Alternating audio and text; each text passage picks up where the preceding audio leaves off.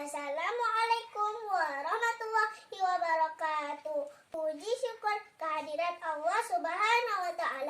Salawat dan salam kepada baginda Muhammad Shallallahu Alaihi Wasallam. Teman-teman, salah satu keutamaan sedekah yaitu dapat menghapus dosa. Ini hadisnya. As-sadaqatu tudfi'ul khati'ata kama yudfi'ul ma'un nar.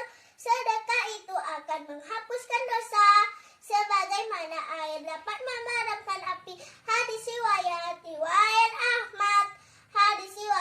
riwayat Ahmad.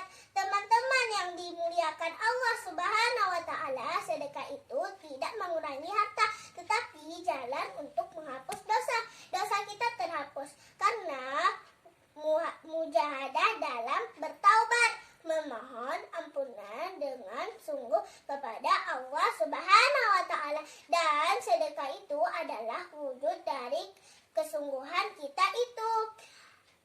Jadi, ayo kita bersedekah dengan ikhlas agar mendatangkan doa-doa kebaikan bagi kita.